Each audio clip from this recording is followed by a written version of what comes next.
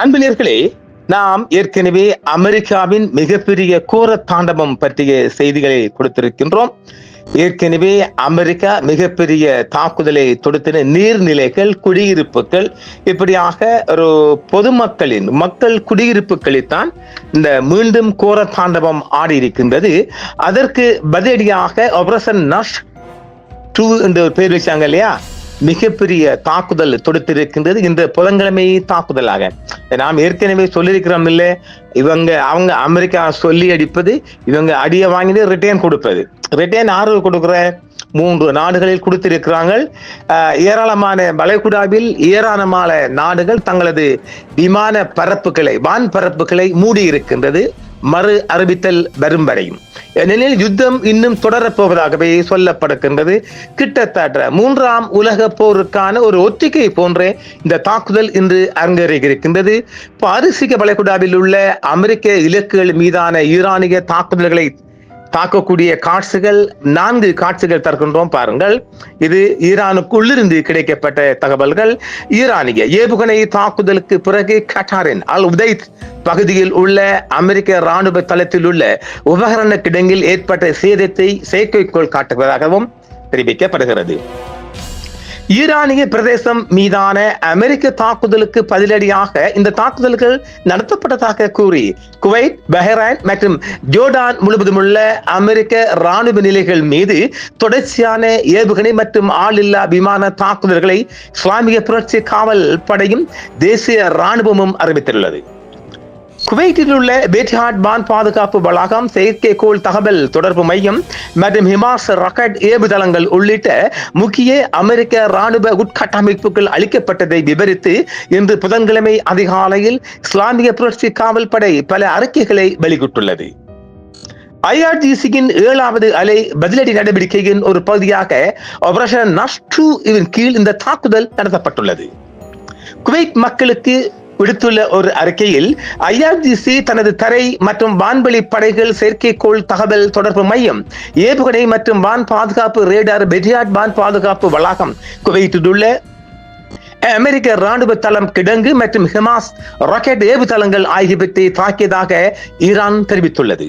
இன்று புதன்கிழமை 15ஆம் தேதி அன்று குவைத், பஹ்ரைன் மற்றும் ஜோர்டானில் உள்ள அமெரிக்க ராணுவ நிலைகள் மீது ஈரான் மற்றும் அந்த இஸ்லாமிய புரட்சி காவல் படை மிகப்பெரிய தாக்குதலை தொடுத்திருப்பதாக தற்பொழுது செய்திகள் வெளிவந்துள்ளது.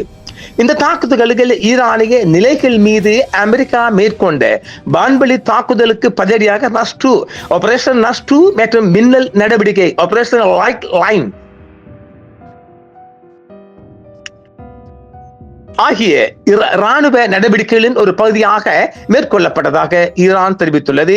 இதில் இன்றைய புது நடவடிக்கையாக ஆபரேஷன் லைட்னிங் என்ற இடம்தான் மிகப்பெரிய தாக்குதலாகவும் பார்க்கப்படுகிறது. ஜோர்டானில் உள்ள ராணுவம் ஈரானின் ராணுவம் ஜோர்டானில் உள்ள அல் அஷ்ராக் விமானப்படை தளத்தை ஆளில்லா விமானங்கள் மூலம் தாக்கியுள்ளது. அங்கு நிறுத்தப்பட்டிருந்த F-15, F-16 மற்றும் F-35 போர் விமானங்கள் மற்றும் அவற்றின் ஹேங்கர்கள் MQ-9 ரக ஆளில்லா விமானங்கள் சேதமடைந்துள்ளதாக ஈரான் தரப்பில் தெரிவிக்கப்பட்டிருக்கிறது. ஈரான் இன்று புதன்கிழமை மூர்க்கத்தனமான தாக்குதலை தொடுத்திருக்கின்றது. நேற்றும் அது குறித்து நாம் தந்தோம் இல்லையா? இன்று அதைவிட பன்மடங்கு அதிகமான மிகப்பெரிய தாக்குதலை தொடுத்திருக்கிறது. குவைத்தில் உள்ள மினா அப்துல்லா பகுதியில் இருந்த அமெரிக்காவின் முக்கிய தளபாட மையம் மற்றும் அலி அல் சேலம் ஏர்போர்ட் விமான பேஸ் ஆகிய தளங்கள் மீது ஏவுகணை மற்றும் ஆளில்லா விமான தாக்குதலை நடத்தியுள்ளது ஈரான். அங்கு MQ-9 ஆளில்லா விமான தளம் மற்றும் ரேடார் அமைப்புகள் இலக்கு வைக்கப்பட்டுள்ளதாகவும் IRGC தெரிவித்துள்ளது. பஹ்ரைனில் உள்ள ஷேக் ஈசா விமானப்படை தளத்தில் அமைந்திருந்த அமெரிக்க 5வது கடற்படைக்கு சொந்தமான ஆயுத கிடங்குகள் மற்றும் கட்டளை மையங்களை இலக்கு வைத்து தாக்குதல் நடத்தியுள்ளதாக ஈரான் தெரிவித்துள்ளது. குவைத், பஹ்ரைன் மற்றும் ஜோர்டான் ஆகிய நாடுகளின் ராணுவங்கள் ஈரான் ஏவிய ஏவுகணைகள் மற்றும் ஆளில்லா விமானங்களை இடைமறித்து அளித்துள்ளதாக தெரிவித்துள்ளன. ஜோர்டான் தனது வான்பரப்பில் ஊடுருவிய 3 பாலிஸ்டிக் ஏவுகணைகளை வீழ்த்தியுள்ளதாகவும் தெரிவித்துள்ளது. பதிலடியாக அமெரிக்க மத்திய கட்டளை மையம் முன்னதாகவே ஈரானின் கடற்கரை பாதுகாப்பு அமைப்புகள் மற்றும் ஏவுகணை தளங்கள் மீது தாக்குதல் நடத்தியதாக உறுதிப்படுத்தியுள்ளது. அமெரிக்கா தொடர்ந்து ஈரானை கட்டுக்குள் வைக்க நடவடிக்கை எடுத்திருப்பதாகவும் அது எச்சரித்துள்ளது. இந்த மோதல் காரணமாக வளைகுடா பிராந்தியத்தில் பதட்டம் அதிகரித்துள்ளது. ஐரோப்பிய ஒன்றிய வான் பாதுகாப்பு முகமை அப்பகுதியின் வான்வெளியில் விமான போக்குவரத்திற்கு அதிக ஆபத்து உள்ளதாக எச்சரிக்கை விடுத்துள்ளதை தொடர்ந்து பல நாடுகள் தங்களது வான் பரப்புகளை மூடியிருக்கின்றது. இந்த தாக்குதல்கள் ஈரான் மற்றும் அமெரிக்காவிற்கு இடையே ஹார்முஸ் நீரிணை மற்றும் பிராந்திய ஆதிக்கத்திற்காக நீண்ட காலமாக நீடித்து வரும் மோதலின் ஒரு தீவிர கட்டமாக பார்க்கப்படுகிறது.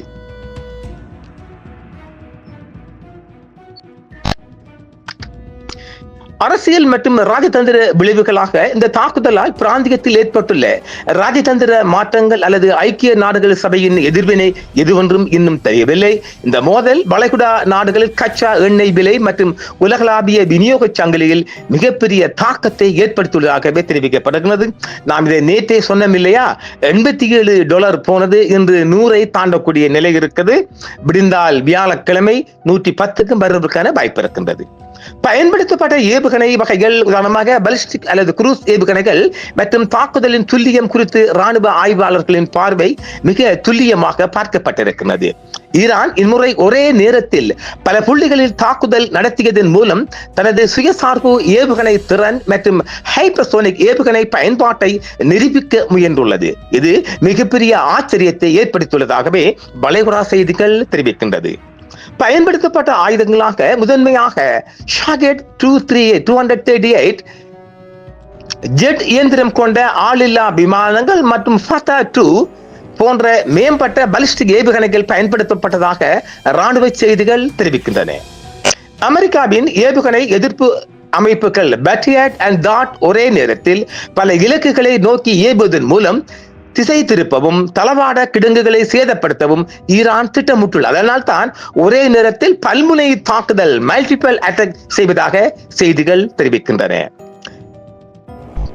தனது இறையாண்மையை பாதுகாக்க வான்வெளியை மூடியுள்ளது ஜோர்டான். அமெரிக்கா ஆதரவுடன் செயல்படும் ஜோர்டான் வான்படை வான்வெளியில் ஊடுருவிய ஈரானிய ஏவுகணை வீழ்த்தி இருக்கிறது. குவைத் அரசு தனது வான் எல்லையில் அதிக எச்சரிக்கை விடுத்துள்ளது. இது ஒரு பாதுகாப்பு சார்ந்த நடவடிக்கை என்றாலும் வளைகுடா நாடுகளில் அமெரிக்க தளங்கள் இருப்பது ஈரானின் இலக்காக மாறியுள்ளதனால் அந்நாட்டு அரசாங்கத்திற்கு பெரும் நெருக்கடியை கொடுத்துள்ளது. அமெரிக்காவின் 5வது கடற்படை தலைமையகம் அமைந்துள்ளதால் பஹ்ரைன் அதிகபட்ச பாதுகாப்பில் வைக்கப்பட்டுள்ளது. கடற்படை பயிற்சிகள் நிறுத்தப்பட்டு முழுமையான போர் தயார் நிலையில் படைகள் பஹ்ரைனில் நிலை கொண்டுள்ளது. ஹார்முஸ் நீரிணையில் பதட்டம் அதிகரித்துள்ளதால் கச்சா எண்ணெய் விலை பீப்பா ஒன்றுக்கு 5-8% உயர்ந்துள்ளது. நாம் நேற்று சொன்னதில்லை, இது ஆசிய பொருளாதாரத்தில் குறிப்பாக இந்தியா மற்றும் இலங்கையில் பெரும் தாக்கத்தை ஏற்படுத்தும் என்றும் எதிர்பார்க்கப்படுகின்றது. இன்னும் 3 தினங்களில் இலங்கையில் பெட்ரோல் எரிபொருட்களின் விலை அதிகரிக்கான மிக அதிக வாய்ப்பு இருக்கிறது. ஈரான் மீது கூடுதல் தடைகளை விதிக்க அமெரிக்கா தனது நட்பு நாடுகளுடன் இணைந்து ஐக்கிய நாடுகள் பாதுகாப்பு சபையில் அவசர கூட்டம் ஒன்றுக்கு அழைப்பு விடுத்துள்ளது. சவுதி அரேபியா மற்றும் ஐக்கிய அரபு அமீரகம் போன்ற நாடுகள் தாங்கள் மோதலில் ஈடுபட போவதில்லை என்று அறிவித்தாலும் அமெரிக்காவுடனான தங்களின் ராணுவ பாதுகாப்பு ஒப்பந்தங்களை மறு ஆய்வு செய்ய தொடங்கியுள்ளது. ஆனாலும் மறைமுகமான ஆதரவுகளை கொடுத்து வருவதாகவே அங்கிருக்கும் செய்திகள், ரகசிய செய்திகளும் தெரிவிப்பதாக பாகிஸ்தான் ஒரு ஓலை அனுப்பியிருக்கின்றது. மத்திய கிழக்கில் வெடித்தது 3ஆம் உலக போரின் முன்னோட்டமா? அமெரிக்க தளங்கள் மீது ஈரானின் அதிரடி ஏவுகணை தாக்குதலால் அதிர்ந்திருக்கிறது வளைகுடா. அமெரிக்காவின் வான் பாதுகாப்பு அமைப்புகள் ஈரானின் புதிய ஏவுகணை தொழில்நுட்பத்தை தடுத்து நிறுத்த தவறிவிட்டதாகவும் அல்லது இது ஈரானின் ஒரு தற்காலிக ஆக்ரோஷமான கோணத்திலும் பார்க்கலாம் என்றும் செய்திகள் தெரிவிக்கின்றன. தற்போது விமான போக்குவரத்து மற்றும் கடல்சார் வர்த்தகத்தில் கடும் கட்டுப்பாடுகள் விதிக்கப்பட்டுள்ளன. இந்த மோதல் தீவிரமடைந்தால் வளைகுடா நாடுகளில் பணியாற்றும் புலம்பெயர் தொழிலாளர்கள் பாதுகாப்பிலும் அதிக பாதிப்பு ஏற்படவும் வாய்ப்பு இருக்கும்.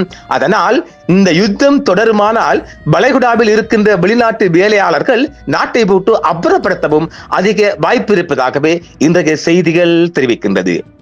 இதே நேரம் ஈரானின் IRGCயின் அதிகாரப்பூர்வ அறிக்கையின்படி ஸ்டேட்மெண்ட் 14 ஜூலை 15 தாக்குதல், அதாவது ஸ்டேட்மெண்ட் அறிக்கைகளின்படி ஸ்டேட்மெண்ட் 14 ஜூலை 15 தாக்குதல் நர்ஸ் 2 நடவடிக்கையின் 6வது கட்டமாக இந்த தாக்குதல் இன்று மேற்கொள்ளப்பட்டதாக ஈரான் தெரிவித்துள்ளது.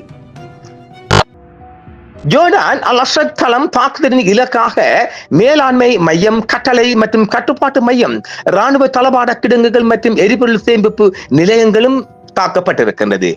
பஹ்ரைன் ஷேக் ஈசா தளம் அமெரிக்காவின் 5வது கடற்படை சொந்தமான ஹெலிகாப்டர் பராமரிப்பு மற்றும் பழுது பார்க்கும் மையங்கள், P-8 கண்காணிப்பு விமானங்களுக்கான ஹேங்கர்கள் மற்றும் ஆளில்லா விமான கட்டுப்பாட்டு மையம் ஆகியவை தாக்கப்பட்டிருக்கின்றது.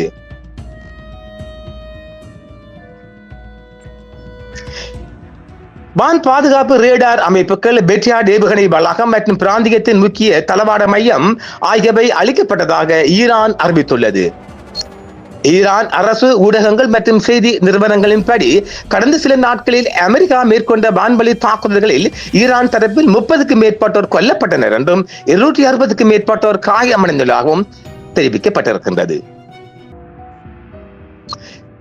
ஜோர்டான் ராணுவம் தனது வான்வெளியில் நுழைந்த 3 பாலிஸ்டிக் ஏவுகணைகளை இடைமறித்து அழித்ததாக தெரிவித்துள்ளது. இதற்கு முந்தைய நாளில் 4 ஏவுகணைகள் வீழ்த்தப்பட்டன.